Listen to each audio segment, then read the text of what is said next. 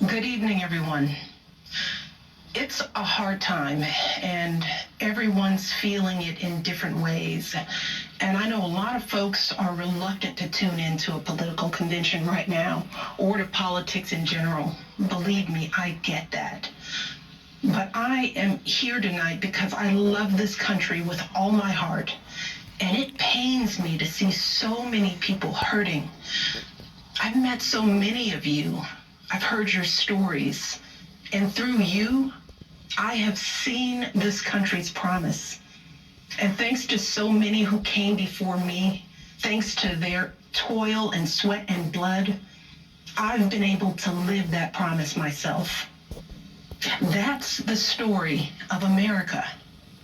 All those folks who sacrificed and overcame so much in their own times because they wanted something more, something better for their kids.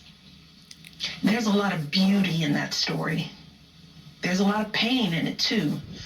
A lot of struggle and injustice and work left to do.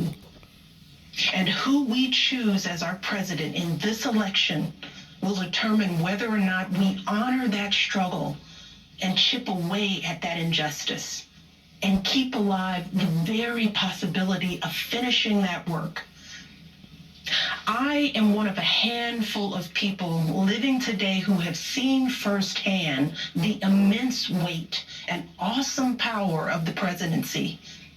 And let me once again tell you this: the job is hard.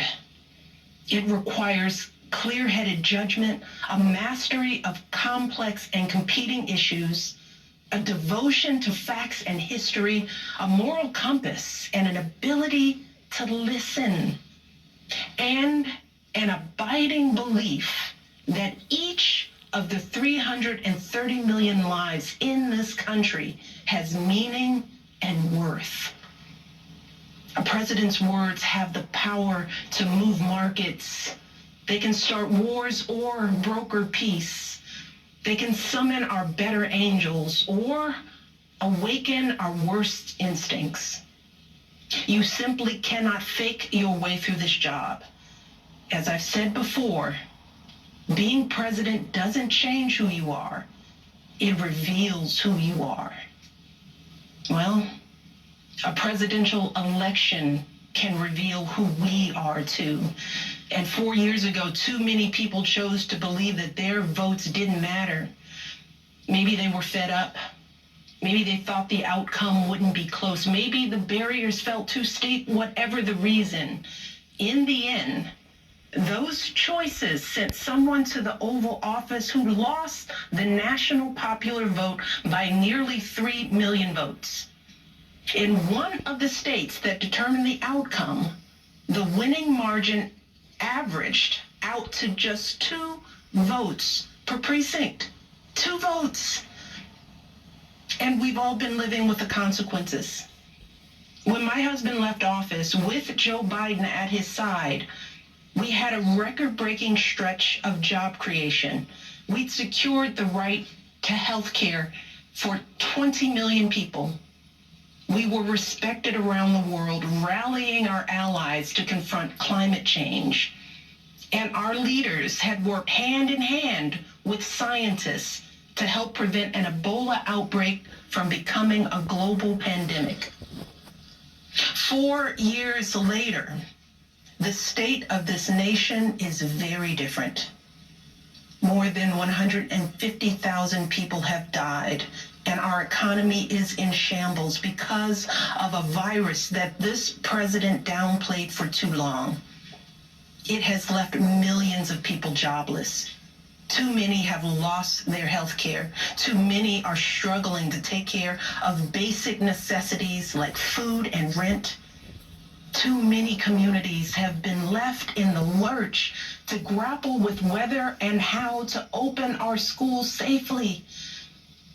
Internationally, we've turned our back, not just on agreements forged by my husband, but on alliances championed by presidents like Reagan and Eisenhower.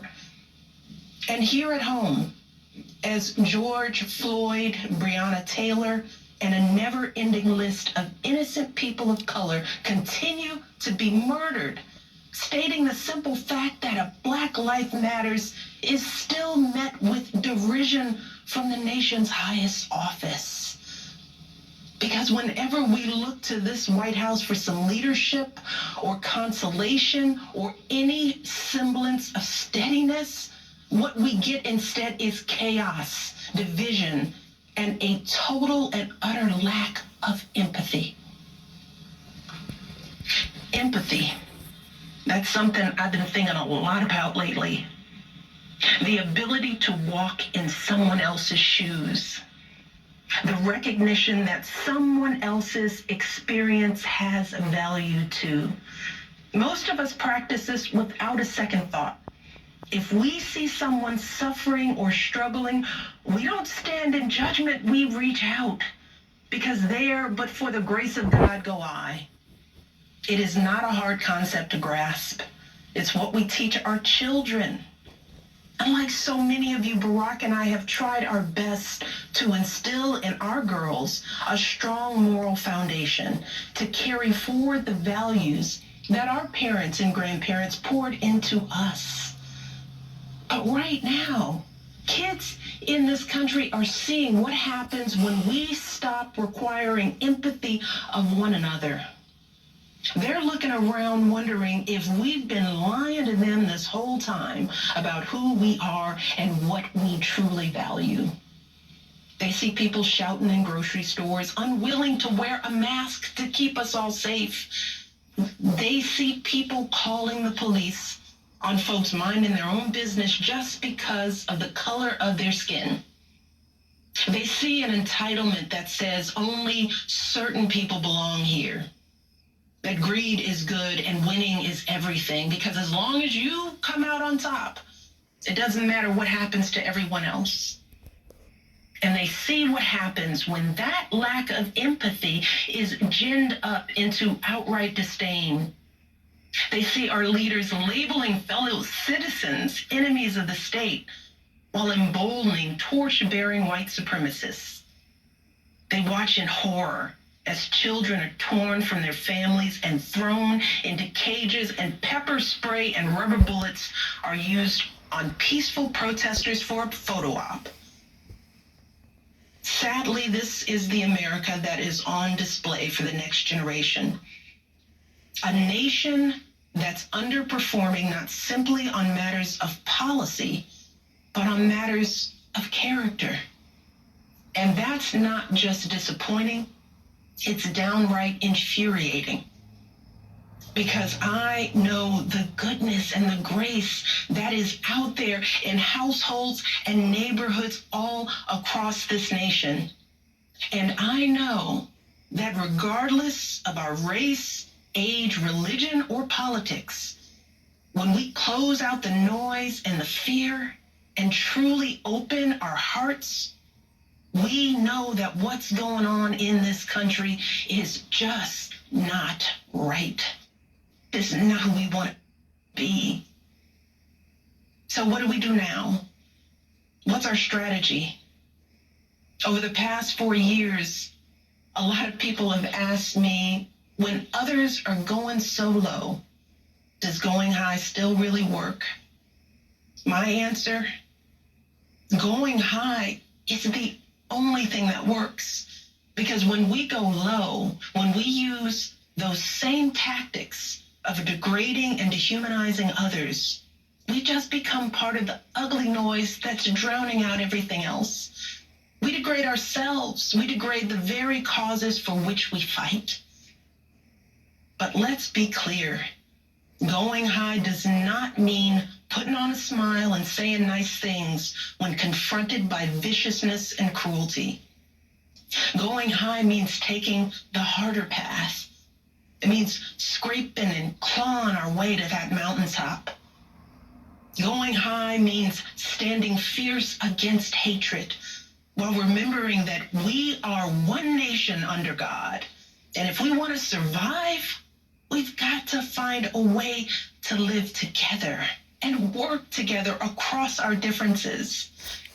And going high means unlocking the shackles of lies and mistrust with the only thing that can truly set us free, the cold hard truth.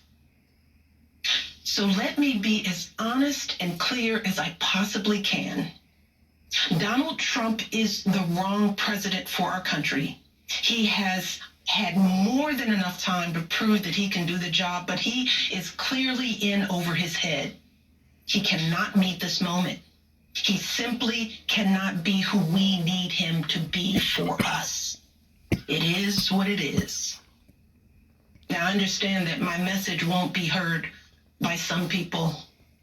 We live in a nation that is deeply divided, and I am a Black woman speaking at the Democratic Convention. But enough of you know me by now. You know that I tell you exactly what I feel. I hate politics. But you also know that I care about this nation. You know how much I care about all of our children. So if you take one thing from my words tonight, it is this. If you think things cannot possibly get worse, trust me, they can and they will if we don't make a change in this election. If we have any hope of ending this chaos, we have got to vote for Joe Biden like our lives depend on it. I know Joe. He is a profoundly decent man, guided by faith.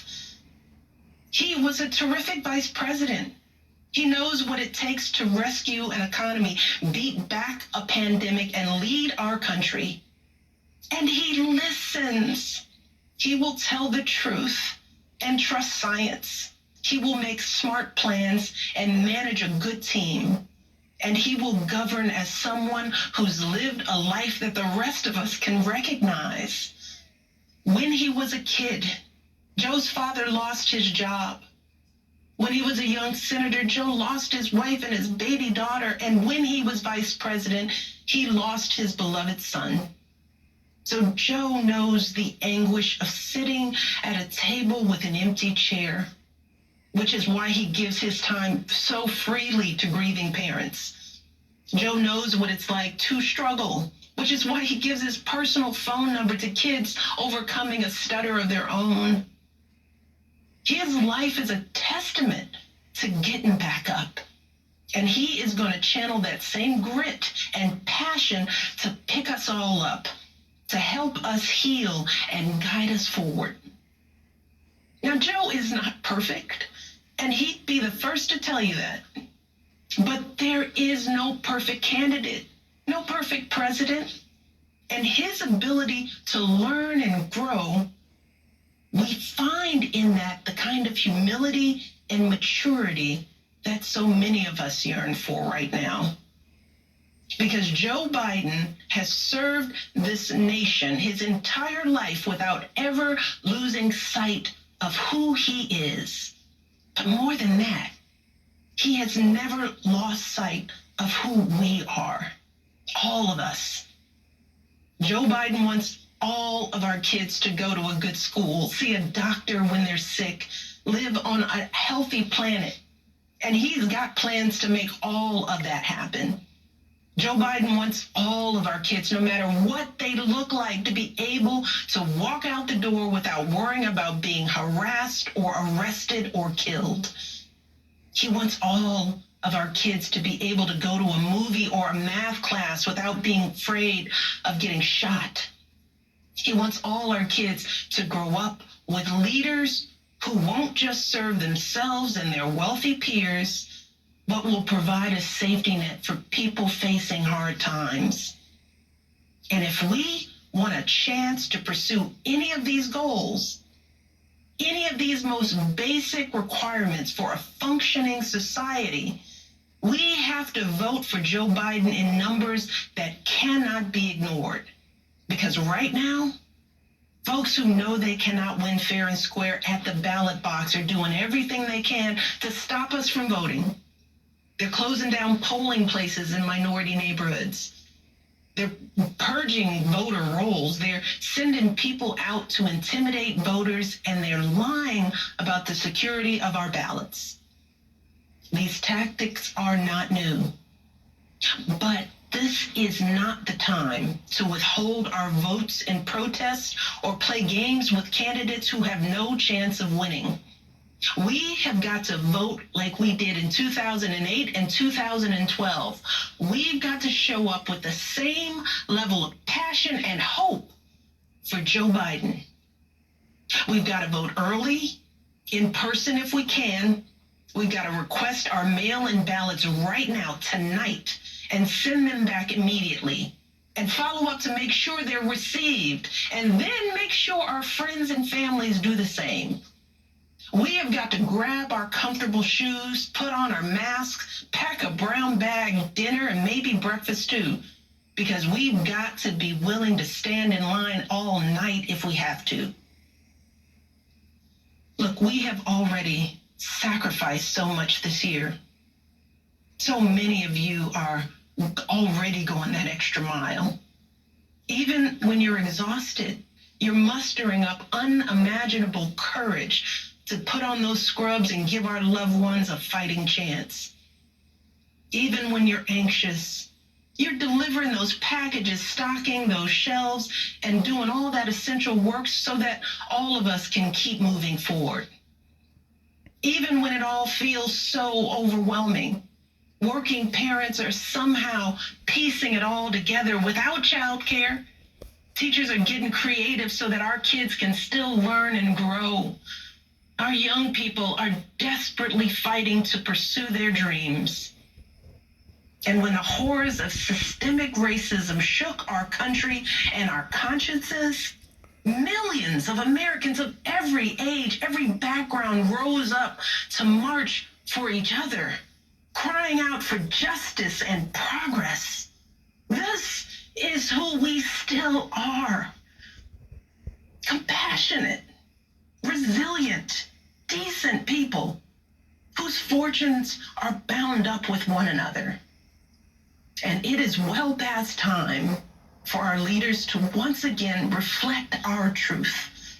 So, it is up to us to add our voices and our votes to the chorus of history, echoing heroes like John Lewis, who said, "When you see something that is not right, you must say something. You must do something." That is the truest form of empathy. Not just feeling, but doing. Not just for ourselves or our kids, but for everyone. For all our kids. And if we want to keep the possibility of progress alive in our time, if we want to be able to look our children in the eye after this election, we have got to reassert our place in American history. And we have got to do everything we can to elect my friend Joe Biden as the next president of the United States. Thank you all. God bless.